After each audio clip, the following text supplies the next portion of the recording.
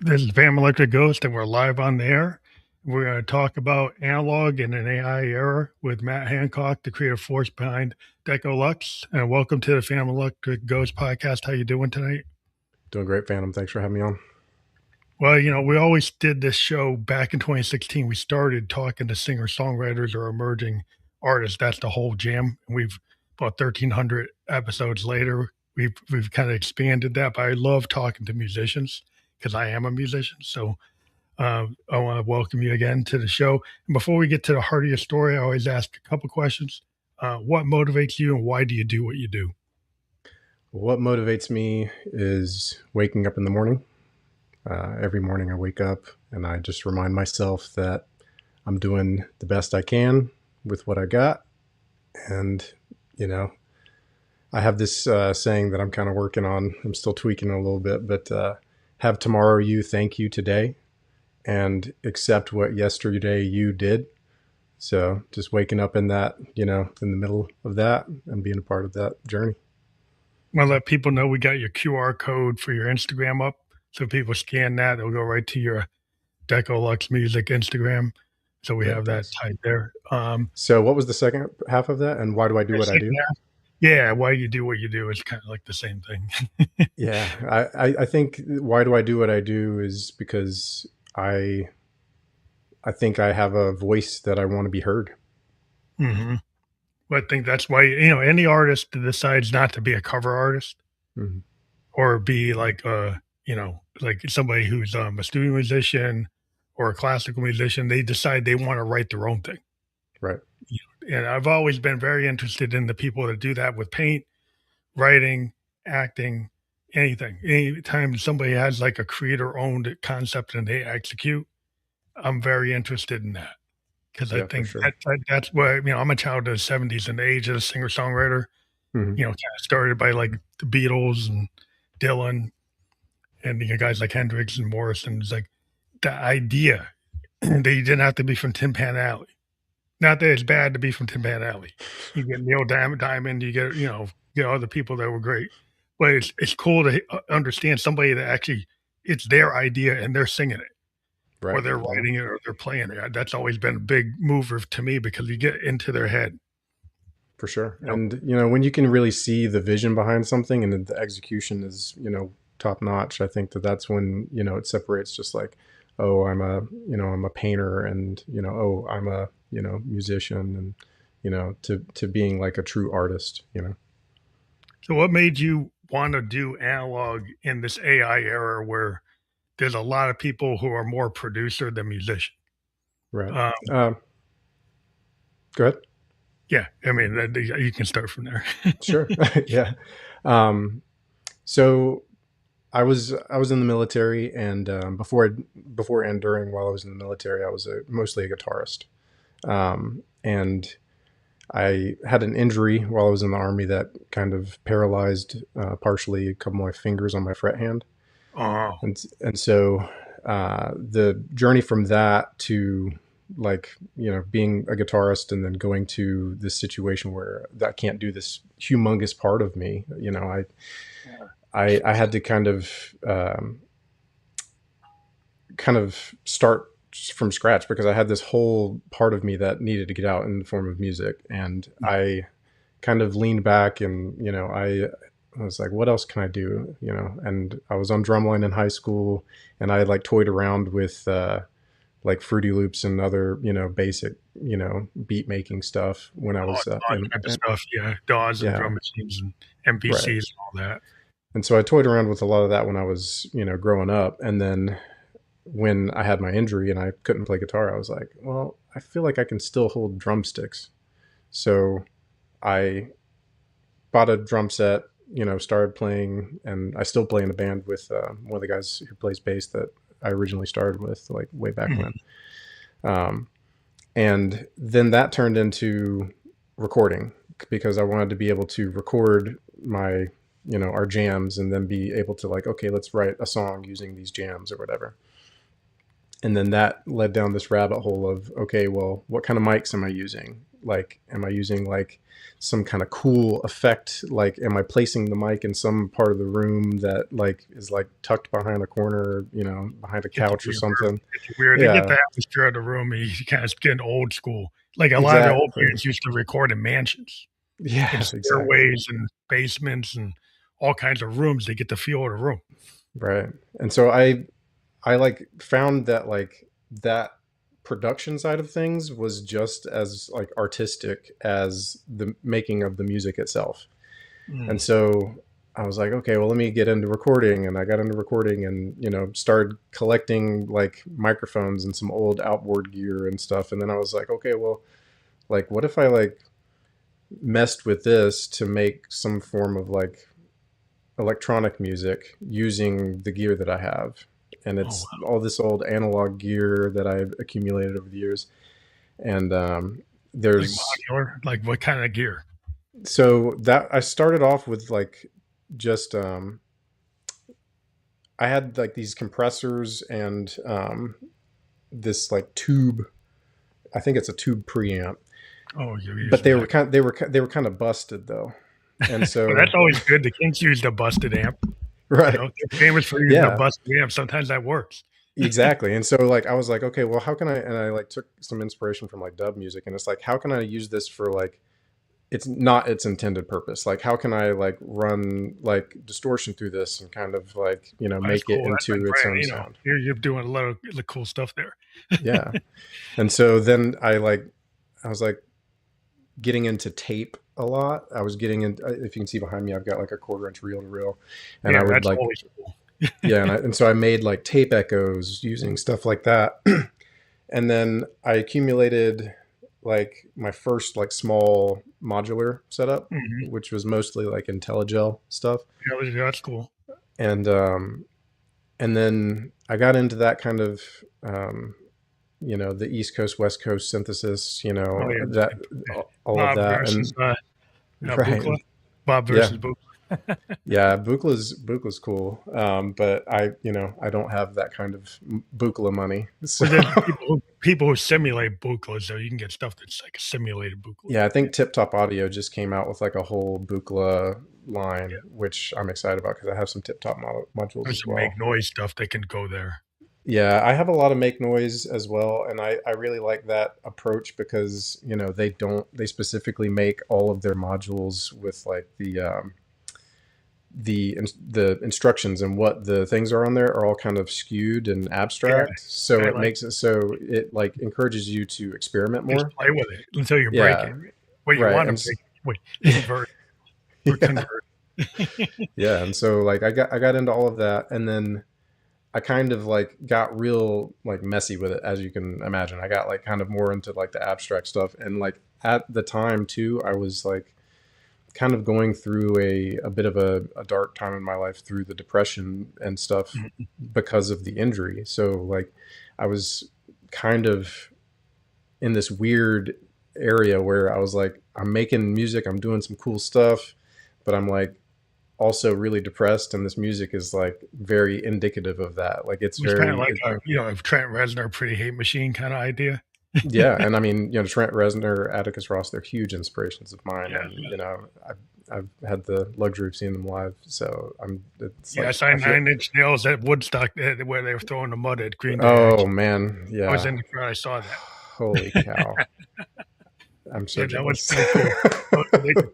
It's like what I like about, modulars or Yeah, early electronic instruments, like even at the back in the day, like the Moog 1, hmm, Moog Model 2, the early models. yeah, Those models were not dependent on keyboards, not till you get to the mini Moog. I mean, hmm, the early models was all based on sequencing or alternative input, where you would right, have an oscillator trigger an oscillator, LFO trigger it, envelopes trigger things, and you were trying to do stuff that you couldn't do on the piano, right. which was the point. Exactly. Yeah, and so that like my modular setup doesn't have a keyboard. I have a keyboard that's off to the side, but it's not connected to the modular at all. Use like sequencers, or you just trigger it with like LFOs and stuff like that. Sometimes it depends on what I'm feeling at the, typically when I start a session, like, so I go real like Buddhist with it. I like just completely remove everything Yeah, in you take between, all in the between wires out patches. and start again. Yeah. And so like, it's like, sweeping up the mandala, but, so Yeah, I I, get it. I start from scratch and like whatever I'm feeling, sometimes I'll start with like, the make noise maths. Yeah, I got a math. Yeah. So like I'll start with that and I'll just kind of get like, using the end of rise as like a trigger for Oh, the yeah, the I create sequence or a lot whatever. of stuff from that thing. And You then I'll do. have them like, the out going to the end going to the out, kind of getting like a West Coast thing going. And then like I'll kind of use that and like build my shape. And then Mhm. like whatever I feel like going from there, I can, tweak it. I And can then run run it it through through, it. like, effects to kinda, like, use Hmm. delays and reverbs and tape Yeah. echoes. Man, phasers, I mean, that's kind of an old trick. Yeah. You take a synth and you run it through a pedal, and Hmm. then you run it back into a filter, and then you run it into an oscillator, and you kinda go over it, or you keep on going around. Yeah. And so the the process with the modulars, I kind of will start with something and then I'll kind of get to this point, and then as we were talking about, it's just like I record it, and You then just do open recording from the beginning? sometimes I'll get like sometimes it's really good to catch those like early noises and stuff Yeah, you as you're like to going. just open record everything and then go Right. back. And so I'll typically start it, but like sometimes if I've got like something that's already going that I've already recorded a little bit and I'm just kind of going like using that Run as a with it. springboard to another like soundscape, then sometimes I'll just kind of play without recording just to like Mhm. meditate Get with an it. idea. Get an And idea then before you put and it then down. once I get to something that I'm like, oh yeah, that there's something Yeah, there, that then one I should I'll put down. yeah, and then I I'll just like go over the years record of it. what I found is, like, even when I'm playing, sometimes those happy accidents are so good that I wish I had to record, so I just hit Hmm.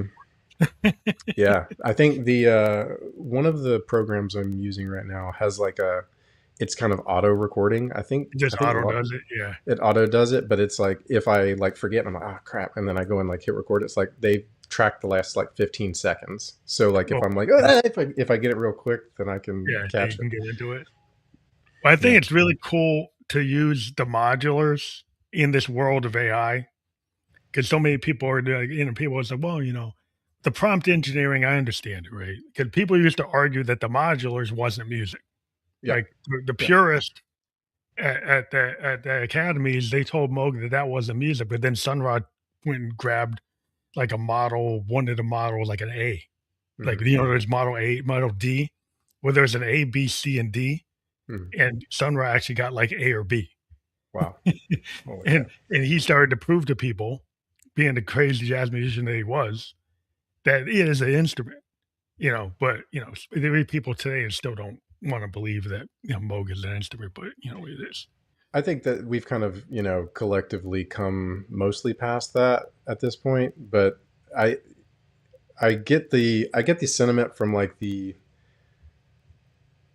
ideas of the time where it's like, oh, these are computers that are just gonna, make it like non-human, but it's very like, echoing what's Analog happening is, like, right now. so analog compared to digital, Right. there's an argument there because, I've got digital sense. Yeah. I've I've got got like a both. Juno. I got a Juno, Mhm. X, but then I got a Moog grandmother. I got 32. I got, sub 37s. I mean, I got a lot of Moogs. I got like Yeah. four Moogs. And there's something about the Moog I like. It's like when you turn it on, it has to warm up. And if you Yeah. It's use got it a hum before it for you. warms, yeah, it acts different. And Hmm. sometimes capturing it after it's been on 2 hours Right. versus being on 10 minutes, it behaves different. Yeah. And it's just this, it's like your muse. A Hmm. lot of times these modulars or these analog synths are your download from the universe because they'll just like, "Hey, I feel like this today," Hmm. and you got an oscillator drift, and it's like, "Whoa, that's actually I want it. I don't Yeah. wanna fix that." Exactly. Yeah. I think that you get a lot, and I do. I'm same with you. I have some digital synths, and I use a lot of stuff that's in the box, and then I use the synth, and that I have my analog stuff on there is like kind of driving the force behind most of my creative process. And I would say that like a lot of what I do is I start with the soundscape first, Sounds good, yeah. You like sound and painting? The idea of like a yeah, sound painting. Yeah, and so like I'll start with kind of getting the textures that I want first, and then like as I'm going, I can almost like imagine like there's already some movement going, even just in the Do you see like textures. color in your sounds? I know people talk about triangle waves and sine waves and square waves.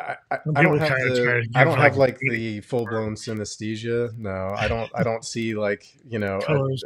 a C major as like a yellow and And a B green flat and diminished orange. or Oh something. Yeah, I don't see that, but like I can see like it's almost like a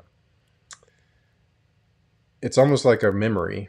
yeah. It's like it'll be like But they're it's feeling. yeah, Yeah, it's yeah. like I'm like in there. I'm like okay, like and with modular, one of the things that I try to purposefully avoid, but like it's easy to fall into this like kind of like oh I'm working on a spaceship because everything sounds like bleep bloopy, Oh yeah, everything sound like sci-fi. I mean, right? that's what, sci-fi used modes Yeah, and and early so modulars to make all those sounds. exactly, and so like I try to like kind of take it like a step beyond that. I'm like okay, sci-fi yes, but it's like I'm like in a sci-fi world that is like somehow like not dealing with any sort of like weird Weird, like craziness. It's almost UFO. like You I'm a side character in Blade Runner or something where yeah, like it's like the main story doesn't really affect me, but I'm my still like Hans living Zimmer in that type. world. But And Zimmer was so using like those Yamahas. I mean, the mhm, Dream Machine. He's yeah. using the CS80s and the Dream Machines GX1. And those things are just amazing because they did this really good polyphonic analog. Hmm. And polyphonic analog, you get the prophets. You get the like, you get the early Roland Jupiters and early Junos. They're just Oberheims. Hmm. But then you got the pure monophonic analogs like VCS threes. You got the ARPs. You got I can just run down the line. But there's a difference between like if you use an old like a Model 55 Moog, it has massive amount of oscillators, but it's still monophonic. But Right. you put like 10 oscillators on something, it Because sounds it's like it's polyphonic. exactly it's One got note like sounds polyphonic. yeah, because all the beating that happens from like FM synthesis and everything. Yeah, it's crazy stuff. But the I kind of lost my train of thought there for a second. So yeah, so oh yeah, so getting into the memory of that, right? Like I'm like living in this like kind of imaginary world, and then I'm like, okay, well, what do I want to add to this? Like, and then sometimes it'll be just like a sequence or an arpeggio or something, and then I'll just kind of keep going from there, and then I get to this point where I'm like, okay, with the modular, that's sometimes it'll be longer, maybe an hour, and then I'm kind of like pump the brakes, like take a break, like step away, go do something else. Like with modular, I can come back, but like if I'm doing something in the DAW, I'll put it down and I won't touch it for a week or two. Yeah, And it's good to then, kind of walk away and come back. yeah. And then when I come back, if I am like with modular, if I put, headphones on, I'm like kind of put them on and I'm like, okay, what was I thinking with this?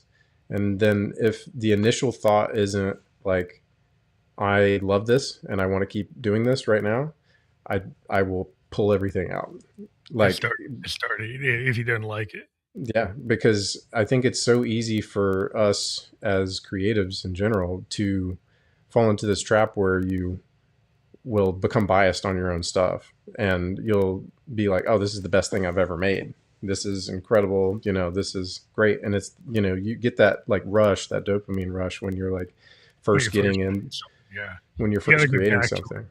A lot of times you Yeah. gotta go back, or you actually go back to stuff you did before.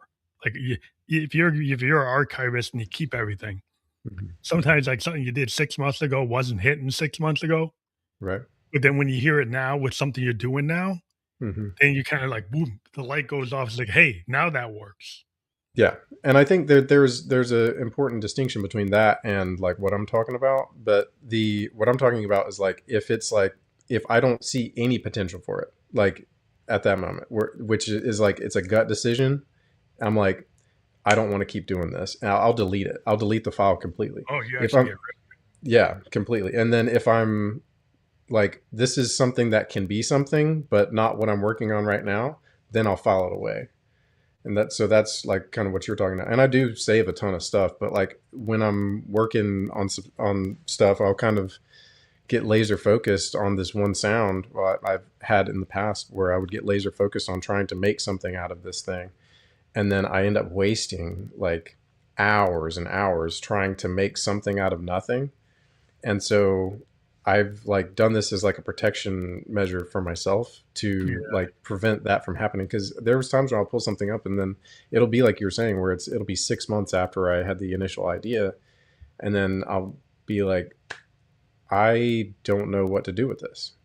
Well, And if, sometimes there's things there's a kind of lesson learned. yeah. Like when And you are doing sound design, the point is sometimes sound design, the point is maybe not making a song.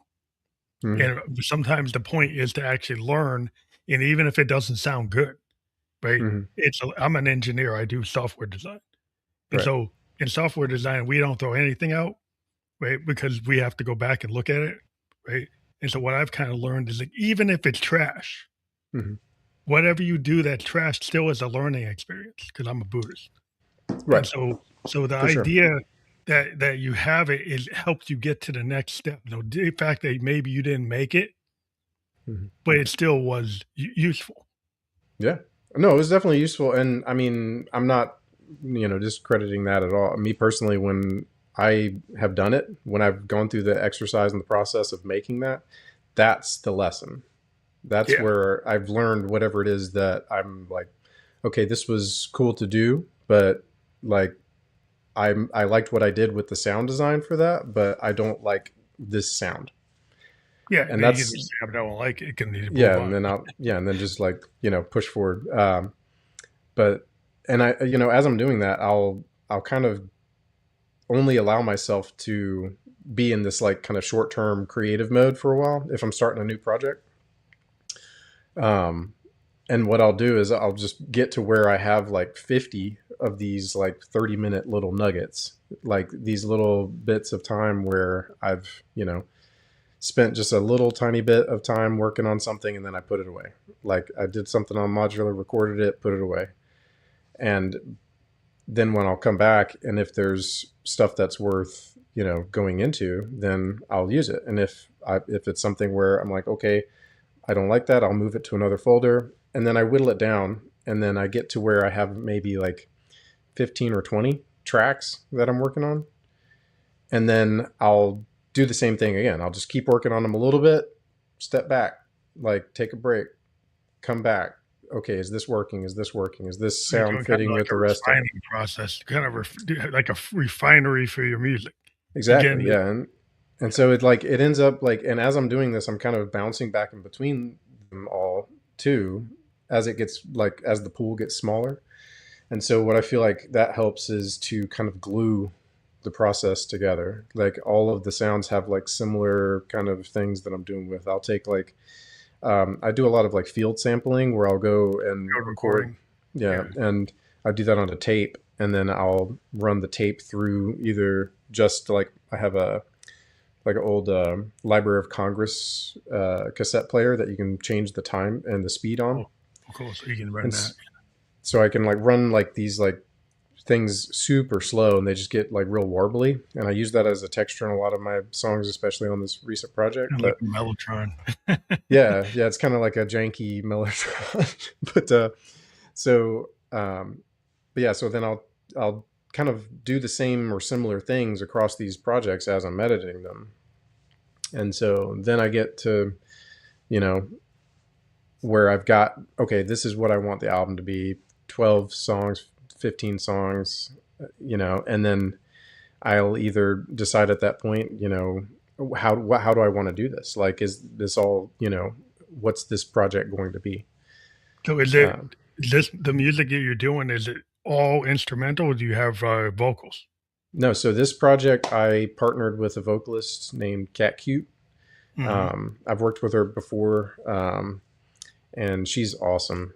She's an incredible lyricist and vocalist. And I like when I got to that point where I had like the 15 tracks that I was working with, I was like, I know that her voice is perfect for this project. So let me get her involved, and I reached out to her and I asked her if she was interested. I gave her a demo of one of the tracks, Does she and write the then lyrics or do you write the lyrics? she wrote the lyrics on almost everything, and then but I reached out to her and I kind of gave her the what I was envisioning. Hmm. I kind of said, like, this is the kind of vibe I'm going for. This kind of like nostalgia driven, you know, more emotional thing, which I can get into that in a Yeah, what kind of second. period is But it, like 70s emotion or 80s or so is I it would say certain? this is like 80s, 90s. Like it's kind of like tail end, synthwave kind of. DECO-LUXE. The name comes from the design aesthetic. Mhm. That is just that kind of Miami Vice esque Oh, that kind thing. of thing from that period, like Iron Hammer kinda. Right, but I had taken that kind of inspiration, and then I like it's a little bit more cinematic Yeah, Hammer. than what that is, and that's mostly due to like the movement that I like have been More like trying to Blade do. Runner, Yeah, I mean it's cool stuff. like I mean, Zimmerman type stuff. but yeah, so I reached out to her and I gave her one demo, and she was like, "I love this. This is great." And I was like, "Well, lucky for you, I've got like a whole album. Do you want to do the whole album with me?" And she was That's like, cool. "Yeah, let's do it." So we partnered up. She and I told her the vibe I was going for, and then um, gave her all the tracks. She came up with lyrics and vocals for all the tracks, and I mean, honestly, I had hardly any notes on anything that she did, and we collaborated on some stuff. Jesus, so she kinda picked it from the vibe of the actual music. Yeah, yeah. She's great to work with, and I hope that we continue to do so. That's awesome. Yeah, one And time I actually worked with somebody back in the day, back in 2017, and we did a collab, mhm. and it was like we're both I was doing vocals and they were doing vocals, but it was cool to actually have that synergy with somebody that, like, gets your work. Yeah, for When you sure. actually have somebody that, like, understands your music Hmm. and then And understands, like, what lyrics to go with your music, that's exactly. really cool. And then so she did her pass on the demos, and then I like, again, to emphasize that point too. It's like it's not just you're not seeing the how the sausage is made, right? Like she saw those tracks and then was like, okay, I see what Matt's trying to do with these songs. You understood it enough And days so to do yeah, it. and so like that's just with the demo. I get the tracks, from her. I go in and I start producing. I start like going in, changing out my Yeah, you have levels to on change everything. things to go with a vocalist. Once you have a vocalist, then Hmm. things might have to Yeah, adjust to match, and you like, got the yeah, lyrics. exactly. And then you gotta, move things around. You gotta, change, add elements from sometimes the modular, sometimes more samples. I'll chop things up, do things like that, and For your drums, though, I'm really interested, like, what type of drum aesthetic do you have for this, music?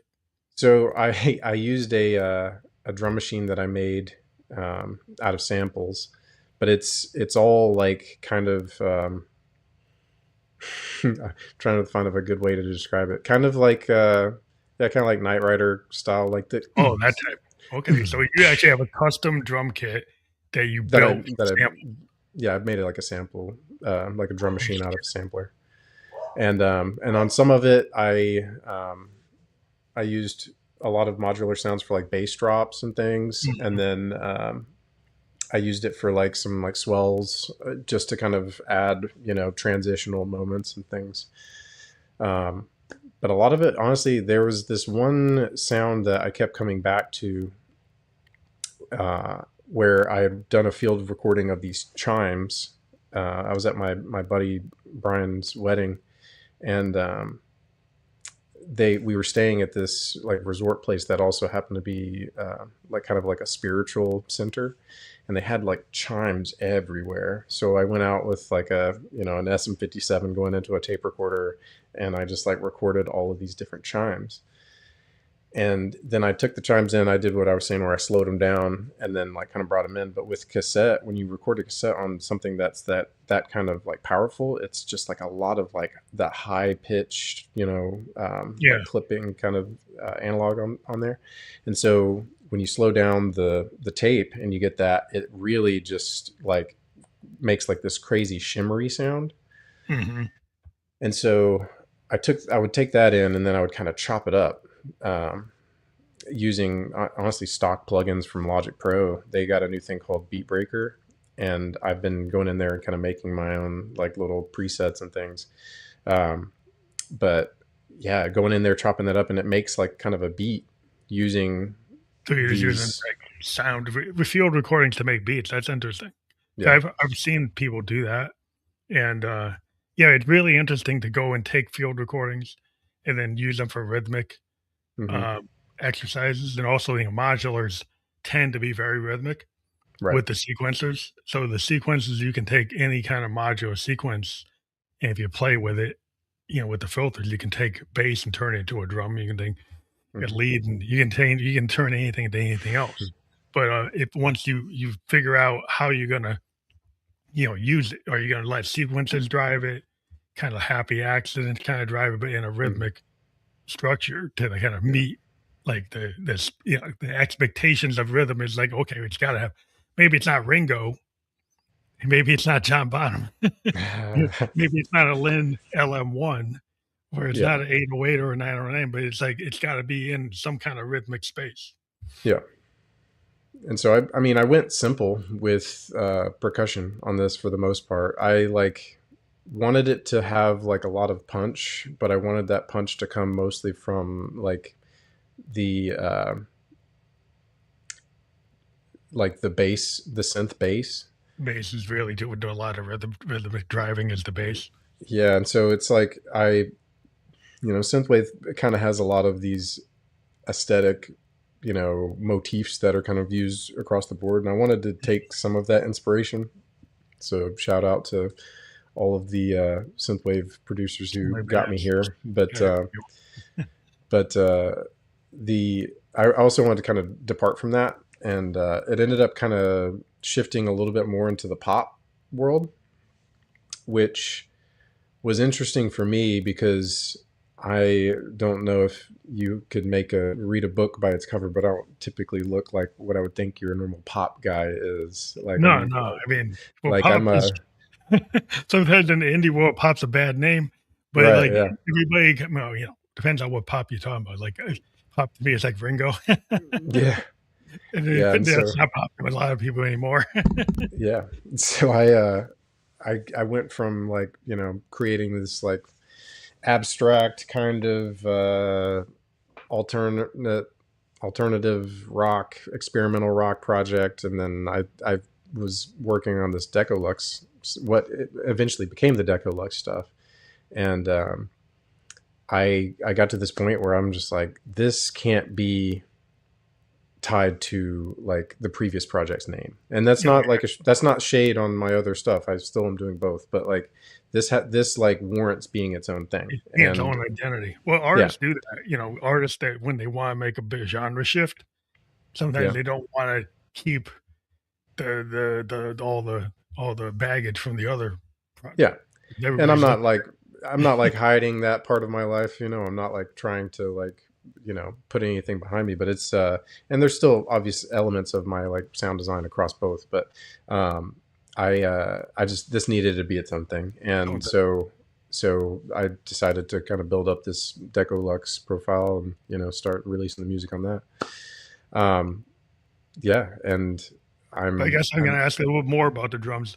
Like, yeah, if you're doing sure. pop music, were you looking for a certain type of snare and kick, or do you Yeah, stay away from that and try to do alternative sounds through field recordings to get to those things? I have done that in the past, but on this one particularly, I was using mostly sampled drums, and because I wanted to, I guess I wanted to kind of have that part of me not have to work in overdrive like that, because a lot of times with some of my stuff, I'll do like really elaborate percussive Work, writings, right? like and like honestly, the first, um, so I was talking earlier about how I got into drumming and then I got into recording. And then I was like, there's a song that I really like by A Perfect Circle. Um, Mhm. it's their cover of Let's Have a War. And they have essentially two drum parts going on at the same time, and it's Mhm. very like, you know, it's like hi-hat kick snare centric, but it's real fast, like 16th note, like, you know, patterns, but they're both doing different things. And I was like, I want to try and do something where I have three drum sets. Crazy I what I'm want doing to, like that. yeah, I want to do three drum sets. And so I would do two separate recordings of my drum set, and then I would do a third recording. I did a set of recordings using my tape, my field recorder, and I recorded every individual instrument on the drum set, like Wow. 10 hits on everything Yeah, to get on the yeah. onto tape. And so then I chopped that up, made a drum machine using those sounds. So like it Mhm. would cycle through all the different kick hits, it would cycle through all the different snare hits, and so it was always a little different. Like it was very Eclectic. calculated. It was very calculated in its like lack of uniformity. Like I wanted it to Kind of feel like an random signal generator. yeah, and so like, but I wanted it to feel organic, and then um, it ended up sounding beautiful, but it was just like it doesn't sound like drums. It just sounds like you know, and Yeah, like, yeah. That's but you interesting. can, You can do that with sequencers. You can put them on, like, yeah, probability and yeah, random, or you yeah, use for sure. random voltage generators to trigger, like a DFAM. I got, like, a DFAM, but, like, I can use random voltage generators to Hmm. generate those, analog drums to be Hmm. very different or run a math through it. Yeah, And so if you do stuff like that, then you can sound like you actually have not like so much pre-programmed drums, because the right, people using like 808s or right. CR78s or any of the 9 or any of those type of sets, you Hmm. get into like very common patterns that, Yeah, kind of, not they're all common, but they're in the everybody knows that, oh, that's an 808. right. Yeah, for sure. That's a And 909 or I 78. knew that I didn't want to stick with like one of those specific ones, so I used samples for the kicks and the snares on this, and then I would process them all a little bit differently as I was going Yeah, into so it. you get the random nature because Hmm. if you're running a modular, then you actually can get this kind of really kind of organic, even though it's Right. electronic, it's not so it's not so predictable, and that's I've always liked to play with that Yeah. myself. I see what you're doing. That's pretty cool that Yeah. you have that mindset. Yeah. And so I more so on my previous music stuff, I did a ton with like sampling my own drumming. And on this album, I didn't really do that as much because I wanted the drums to not be the focus. Mhm. I wanted it to have a driving beat, but I wanted it to be more about like these other soundscapey elements. And So you wanted, want the synth to have a voice, to yeah, be more. I wanted all of that to take like front and center, and then obviously Cat Cute's voice just like shines right through the middle, and it's great stuff. But I've really like overcomplicated drums in the past when I was like producing things, and like I was like, okay, the drums were like too much. Like it was like too much to try and mix three drum sets. It was like too Yeah, much to like try Allman and Brothers going on. You're like, that's a lot yeah, of work. yeah, and I just didn't want to go through all that, and so that as I was like kind of creating the original machinations of what would become these songs, I knew that I wanted to focus on one specific sound, and then I found like that kind of synth like thump that I wanted for like, In the and I was bass. You don't yeah, want and like so I the bass like drum. so, and then I started creating these like kind of synth wavy vibes, and then So I was when like, I guess I'm gonna ask a question because I'm a synthesis, but so in terms of your pad design or your atmospheric type of sounds, yeah. what are you going for with your pads? So I use clouds a lot. Mutable instruments. I have a clone of the clouds, Mhm. um, and a lot of the time for these pads, it's you want to get it like where it's there and present, and it like creates a feeling of presence that it's there, but it doesn't necessarily. It's not a musical attribute. Like it's not Okay. like a More atmospheric, yeah. it's yeah, and like it's only musical in the sense where it's like you want it to be relatively. in tune with So it's not whatever. trying to be like part of the melody. You're not Right. trying to do like lead lines or bass lines. It's With more a like, pad, no. yeah, no, Yeah. And so like sometimes I'll get to a point where as I'm designing a sound, I'll be like, okay, I can set this, send this volt per octave, and um, I can make it into a melodic instrument. And then it's, I'll chop it down and I'll like put an envelope on it and stuff like that. But if I'm talking about like a pad design, then for me it's more about movement. You want mm, like a little bit of like something going on, and a a lot of the lot of times, LFOs, like building tons of LFOs and envelopes and kind of yeah, evolving sounds or kind of yeah, and cascading sounds or whatever. yeah, and so like I typically will have it where it's like, one side's triggering a delay, the other side's triggering some sort of random thing going on, and but it's like they're overlapping, it's sound on sound, so like it creates these like ever changing things with like kind of a general pulsing feeling, and Yeah, whatever that it's kind of like is, if it you could go be into in. that, like, yeah, D50 or JD08, Yeah. 800, they had these things where there's multiple parts to a sound Hmm. and tons of LFOs triggering things. Hmm. If you go on the D50 or the, JD 800 from Roland's, they had these very weird cascading, ever evolving pads. They weren't meant for like playing lead lines or Right. doing like jump. They're not trying to do like jump. They're Yeah. actually doing these very atmospheric, weird things that are cinematic in, Hmm. in nature. Is Yeah, that for what you sure. kind of get to through the Yeah. module? So with the modular, I do that a lot, and then I'll kind of, when we were talking about like swells and things, like if I'm working on a song and I'm like going in and like I have my track that's in the workshop, and then I'm kind of like chopping it up, like rearranging, composing, doing things like that, then I will be like, okay, I need a swell here. Like I need something. And then I can go to whatever I'm working on there, and then just kind of make like a pad using that, and then just record the pad, but like swell it up on um, the gain, and Yeah, just like record that in, and then and then drop it off, and then use that as like my kind of build up into a chorus or something. yeah, you like to And build like classical music. Like people need to understand, like in songwriting, right. so the classic songwriting has some classical kind of elements where you have introductions, choruses, epilogue. You have like parts to a song structure.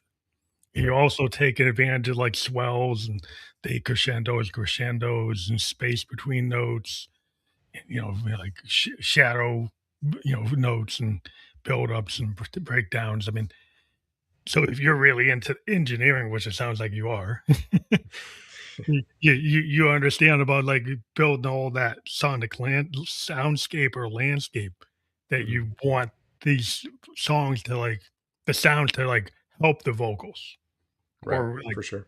be able to focus, like, where maybe you need a silent part to stretch out, to really make the vocal stand out, or you need something to kind of, maybe overlay the vocal because 'cause you're going for something else. It Mhm. depends on what you're doing. Yeah. Every moment, every song has its own vibe. For sure. And that's the part that I've really connected with at this part of my life, is that like being able to like step into this, creative space that's just like more joyful. Production. Yeah. Honestly, like it's more like I spent like I was talking about like all the time when I was fighting depression and things like that, and I was just like, I just want to make something because like I have to get these ideas out. Like I have like Mhm. all these ideas and everything, but some of them are really like just kind of like dark and broody, and just kind of melodramatic, and not necessarily a bad way depending on what your style is, but it's not everybody's cup of tea. And so I was going through this kind of transformative period of my life where I'm just like working on myself, just kind of trying to get to a point where I'm like happier in general, and get to a place where I can feel like comfortable to do just whatever I feel like creatively. I mean, Mhm. and That's a then good place to be.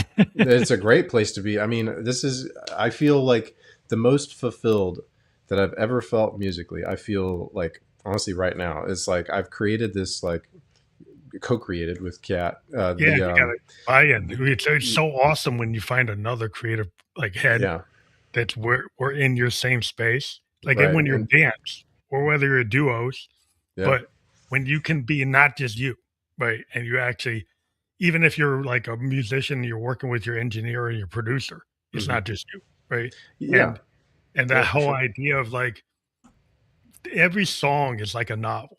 Every song Hmm. is like a film. Every Yeah, song has its own world, and there's a foundation, there's all this stuff going on that the general public doesn't really know about the hmm level of work that goes in to every song. hmm There's a lot of work. There's a yeah. lot It of takes stuff a under the long cover. time. There's a lot of stuff under the covers. Yeah. It takes a long time to make music, and that's one of the things that's kind of coming up in like the in the world we live in today with AI, you Oh, know. yeah. I don't like the quick fix. And I I have kind of mixed feelings about it, right? So, like, on one hand, it's like I'm not gonna ever say that like I don't use AI for part of my workflow for helping me like plan things, for doing things like that. AI is not the enemy, Good for right? that. Like, Good for and that. the thing with creating music, I mean, some of my tools, some of my plugins, they have AI components that are built into them. Everything's got it now, so you Yeah, can't and be so so, "I'm sure it's not," unless you're just totally analog. yeah, I Like, mean, like that's cool to do that in the modular. When I live in that world, that's great. Like if I'm just doing that and I'm like not touching AI at all, I love it, right? But like, when you're doing production, things like that, some of the tools have AI in them. It's a good starting point. I don't use it as like a one button click and I'm done.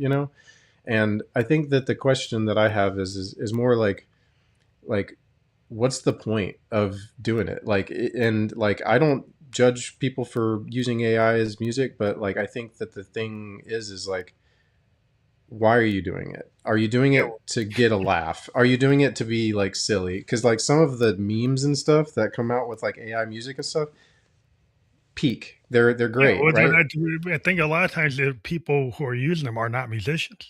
Right. So I understand people having a tool to do something they could never Yeah. do, Yeah. but I get what the it. question I have is, if you're a musician, right, Hmm. just like a writer or film director, anybody, right, Yeah. you go through the process because that's cathartic or that's part of your life, right? Exactly. And To I create think that a the song, that's your life. Yeah. I think that then that gets back to my point where it's like, what's the motive, right? Like, why are you doing this? Are you doing this to get clout? Are you doing this to like be like, I'm a musician? Are you trying to like pretend that you're not using AI? Because like, what's the point, man? The process is the point. Like the Plus, yeah. making, and I think one of the guys from Daft Punk said something about this recently. And I don't want to like, Yeah, it's true. I like read I don't want to like shred his words, but I agree. It's like um, the whole process of making things is why we do music, right? It's why we are creatives. It's why we're doing any of this. And then if you're like going in, if you're the person who's going in and clicking a button on a computer and auto generating a song, the question I have to ask is like, does that make you feel fulfilled? And like, does that like make you feel like you've done the right thing? Or is it like the clout on the back end that is what Yeah, is I think the benefiting you? problem we have is we live in a society where I was talking to a tech bro, kind of a software guy, Yeah. and he told me that, he had this idea, which I think is totally off base, that he thought all creativity eventually is gonna be in the hands of the bots, and I'm like, "I don't know what kind of world you wanna live in, but that's not the kind of world I wanna live Right. in." And just because you can make anybody an expert Mhm. doesn't mean you want everybody as an expert. Right? Because music isn't about expertise, right? It's about Because the little no, errors. yeah, but Yeah. look at Bob Dylan. Bob Dylan's voice was not considered to be the best voice. When he got to Columbia, there were a lot of engineers that said, "Why is he here?" They didn't understand why he was even on the mic because they were used to people like Sinatra and people like that and Nat King Cole, and it's like, "Why is this guy on the mic?" But they didn't understand. Like, sometimes the imperfections, like guys like Lou Reed, like, why would you have people that don't have perfect pitch? Right. Why do you have that? There's some why you have like a Michael Stipe, because art can come from anywhere and doesn't have to be what you know. It actually is better when it's something that you don't know, or Right. what we call the unfound sound, or the newfound sound, that's what music really is about. If people wanna have the found sound, well, AI is great for that. But what you want is the newfound sound or the Yeah. unfound sound, and that's AI is never gonna give you that. I don't care Yeah. what they think, it's never gonna do it. No, they're not. And I mean, it's like, I'm an explorer at heart. Like, I want to go in there and I want to find sounds. I want to go in there and I want to break shit. I want to like go That's and, cool.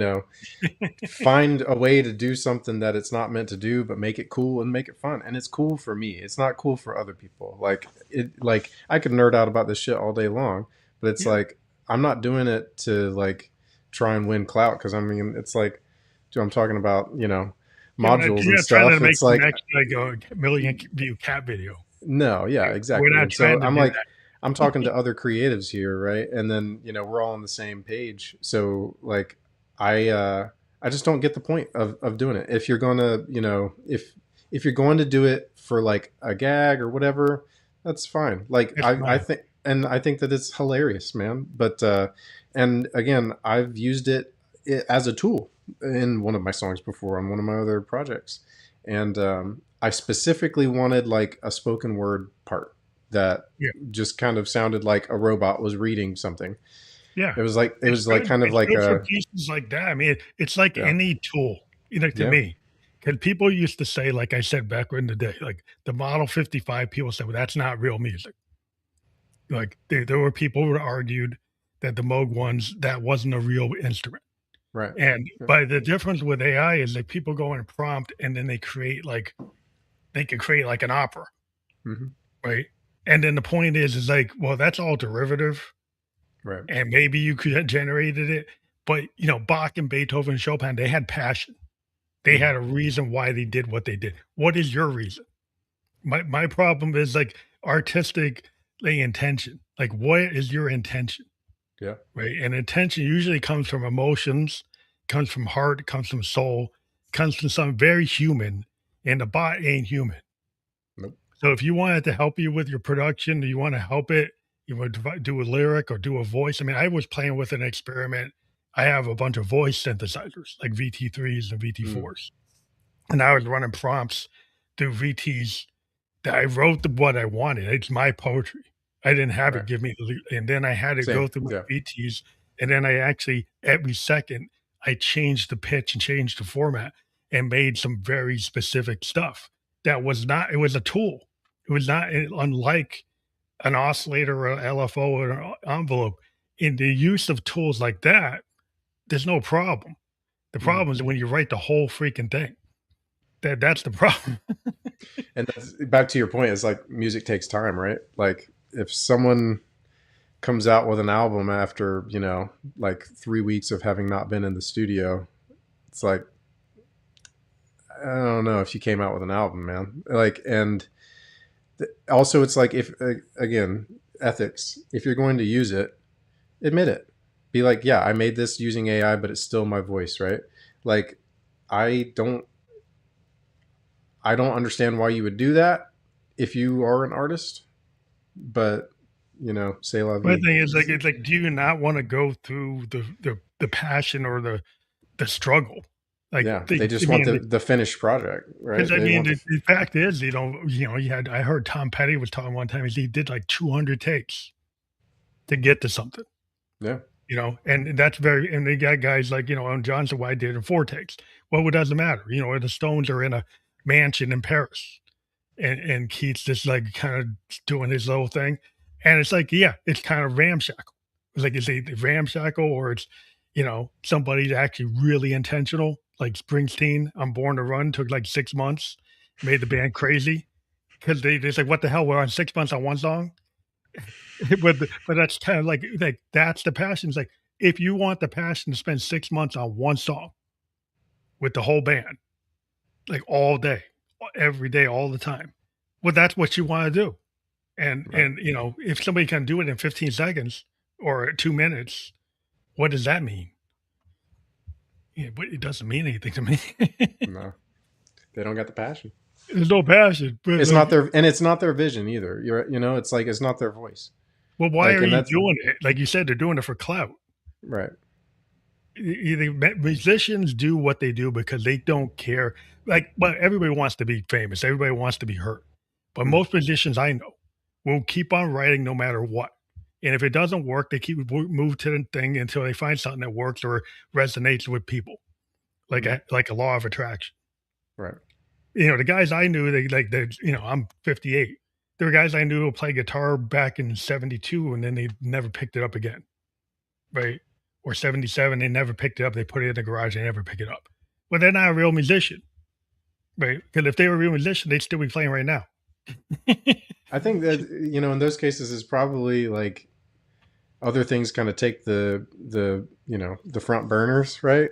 And Yeah. then life kind of hits you. But I mean, I've got a In the day job. past, I've got my own life and everything like that. I've got responsibilities too. And this is like a thing where you know uh, instead of watching TV, I go and I'll toy around well, on the modular or whatever. it's the same effort, an athlete, a Yeah. dancer, an actor. How many actors are struggling?